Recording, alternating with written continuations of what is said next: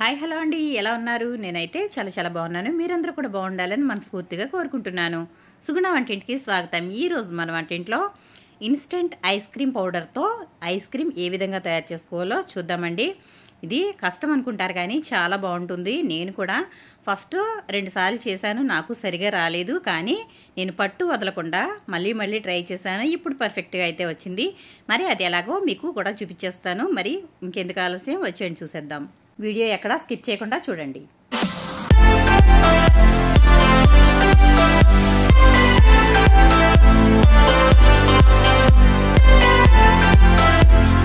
Quality brand అండి ఇది. Ice cream vanilla ఫ్లేవర్ది. నేనైతే ఈ ప్యాకెట్ అయితే తీసుకున్నాను. ఇది 100 గ్రాముల పౌడర్ అండి.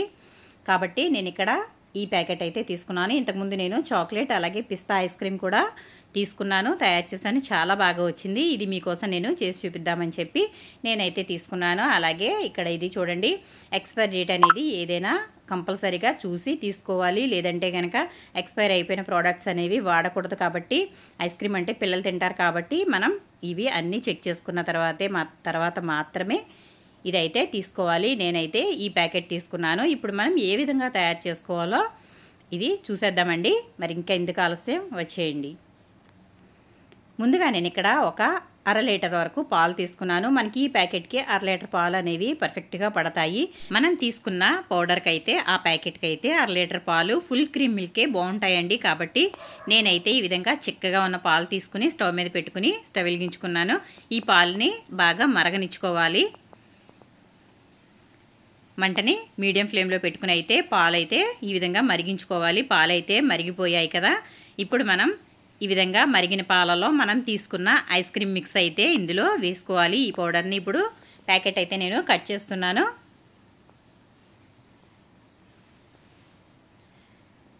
చూడండి, ఇక్కడ ప్యాకెట్ అయితే నేను కట్ చేశాను. ఇది 100 గ్రాముల ప్యాకెట్ అండి. ఇప్పుడు ఈ పౌడర్ అంతా కూడా పాలలో వేసేసుకోవాలి.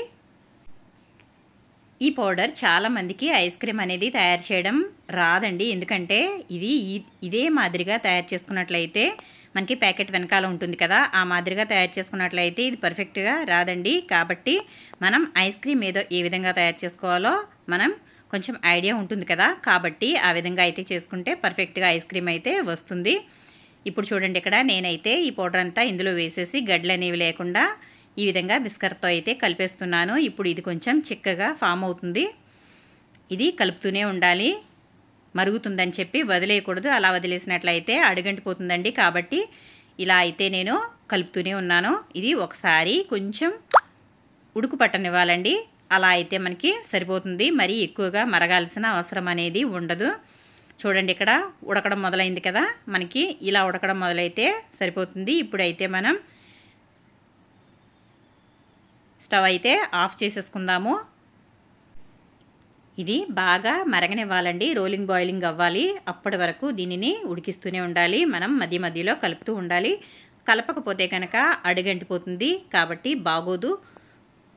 కనుక ఈ విధంగా అయితే తిప్పుతూ ఉండాలి. మధ్యలో తిప్పుతూ బాగా దీనిని ఉడికించాలి. చూడండి, ఇక్కడ ఉడకడం మొదలైంది కదా. దీనిని ఇలాగే మరగనివ్వాలి. ఇలా బాగా కలుపుతూనే ఉండాలి. ఈ ఐస్ క్రీమ్ అనేది మనం తయారు చేసుకునే విధంగా తయారు చేసుకుంటే చాలా బాగుంటుందండి. ఇది వెనిలా ఫ్లేవర్. నేను ఇంతకుముందు చాక్లెట్ ఫ్లేవర్ కూడా దీంట్లోనే తయారు చేశాను. చూడండి, మనకైతే ఈ విధంగా తెరులుతుంది కదా. ఇలాగైతే అయినప్పుడు మనం స్టవ్ అయితే ఆఫ్ చేసుకోవాలి. ఇప్పుడు దీనిని పూర్తిగా చల్లారిపోనివ్వాలండి. చల్లారిపోయిన తర్వాత మనం పక్కన పెట్టుకోవాలి చల్లారేంత వరకు. ఇప్పుడు మధ్యలో ఇది కలుపుతూ ఉండాలి. ఎందుకంటే ఇది తిక్కగా అయిందండి, చిక్కగా అయిపోయింది. కాబట్టి మనం దీనిని కలుపుతూ ఉండాలి. లేదంటే ఇక్కడే గడ్డ కట్టేస్తుంది. అలా కట్టనివ్వకుండా మనం ఈ విధంగా అయితే తిప్పుతూ ఉండాలి.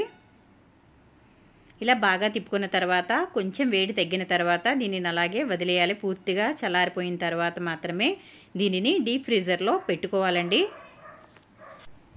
ఇలా అయితే పూర్తిగా చల్లారిపోనివ్వాలి. మనం ఇటువంటి సమయంలోనే షుగర్ అనేది చెక్ చేసుకోవాలి. మనకు ఒకవేళ షుగర్ ఎక్కువగా ఉంటే సరిపోతుంది, పర్వాలేదు. తక్కువ అయితే మాత్రం కొంచెం అయితే వేసుకోండి. ఎందుకంటే కొన్నిసార్లు ఈ ప్యాకెట్లలో షుగర్ అనేది పర్ఫెక్ట్గా ఉండదండి. మళ్ళీ షుగర్ లేకపోతే ఐస్ క్రీమ్ అనేది బాగోదు కదా, కాబట్టి నేనైతే ఒకసారి షుగర్ అయితే చెక్ చేసేసుకున్నాను. పర్ఫెక్ట్గానే ఉంది. ఇప్పుడు ఇది పూర్తిగా చల్లారిపోయిందండి. ఇదే మాదిరిగా ఇంకాసేపు పూర్తిగా రూమ్ టెంపరేచర్లకు వచ్చేసేంత వరకు ఇదైతే బయటే ఉంచేసుకోవాలి. చూడండి పొగలొస్తుంది కదా, మనకి మిశ్రమం కూడా బాగా చిక్కగా తయారైంది. ఇప్పుడు ఇది చల్లారనిద్దాము. చల్లారిన తర్వాత నేను డీప్ ఫ్రీజర్లో అయితే పెట్టేశానండి. 6 గంటల పాటు పెట్టిన తర్వాత ఇప్పుడు ఒకసారి తీసి చూద్దాము. ఇదిగోండి చక్కగా గడ్డలాగా తయారైంది కదా. ఇలా అయితే మనకి ఐస్ క్రీమ్ తయారైనట్టయితే కాదండి, దీనికి ఇంకా ప్రాసెస్ అనేది ఉంటుంది. మనకి ఐస్ క్రీమ్ తయారవ్వాలంటే టోటల్గా ఒక 12 గంటలు అయితే పడుతుంది. చూడండి ఇక్కడ మనం ఫ్రిడ్జ్లో పెట్టుకున్న ఐస్ క్రీమ్ మిశ్రమాన్ని తీసి ఈ విధంగా నేను మిక్సీ జార్లో వేస్తున్నాను. ఇది చాలా గట్టిగా గడ్డలాగా తయారైంది కదా. చూడండి మనకు ఒకసారి ఇక్కడ ఇది చూస్తుంటే ఐస్ క్రీమ్ లాగా కనిపిస్తుందా? కాదండి, దీనికి ఇంకా ప్రాసెస్ అనేది అయితే ఉంటుంది. ఇప్పుడు నేను ఇది మిక్సీ అయితే పట్టుకున్నానండి. ఇప్పుడు చూడండి ఒకసారి ఈ విధంగా మనం మిక్సీ అయితే పట్టుకోవాలి బాగా. ఇప్పుడైతే ఇది ప్యూర్గా వైట్లోకి మారిపోయింది. మనకి ఇప్పుడు ఐస్ క్రీమ్ లాగా కనిపిస్తుందండి. ఇప్పుడు ఇందులో మనం మేగడ వేసుకోవాలండి. ఫ్రెష్ క్రీమ్ అనేది ఇందులో వేసుకోవాలి. మనం ఫ్రెష్ క్రీమ్ అంటే బయట కొనుక్కోవాల్సిన అవసరం లేదండి. పాల మీద మేగడ ఉంటుంది కదా, ఆ మేగడ ఫ్రెష్గా ఉన్నదైతే ఈ విధంగా మనం వేసుకోవాలి. నేను ఇక్కడ టోటల్గా ఒక 50 గ్రాముల వరకు మేగడ అనేది వేస్తున్నాను. మన ప్యాకెట్ 100 గ్రాములు అయితే 1/2 లీటర్ పాలు తీసుకున్నాం కదా, ఈ మేగడ అయితే ఒక 50 గ్రాముల వరకు మేగడ అయితే వేసుకోవాలి. ఇప్పుడు ఇది కూడా బాగా మిక్సీ అయితే పట్టేసుకుందాము. చూడండి ఇక్కడ ఈ విధంగా అయితే వచ్చింది, స్మూత్గా తయారైంది కదా. ఈ విధంగా బ్లెండ్ చేసుకోవాలండి.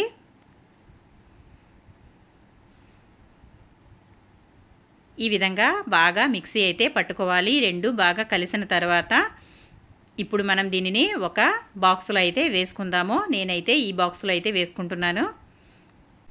నేనైతే ఈ బాక్స్లో వేస్తున్నాను, సగం అయితే వేస్తున్నాను. మీ దగ్గర ఐస్ క్రీమ్ కప్స్ ఏమైనా ఉంటే వాటిలో కూడా వేసుకోవచ్చండి. నేను ఇక్కడ చూడండి ఈ బాక్స్ అయితే వేసాను కదా.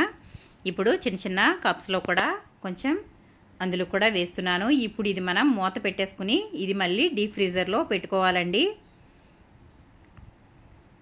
ఇది ఒక 6 గంటల పాటు బాగా కూల్ అవనివ్వాలి. అంటే డీప్ ఫ్రీజర్లో పెట్టి 6 గంటల పాటు ఇది వదిలేయాలి. ఆ తర్వాత అయితే చూద్దాము. చూడండి నేను ఇక్కడైతే ఫ్రిడ్జ్లో అయితే పెట్టేస్తున్నాను.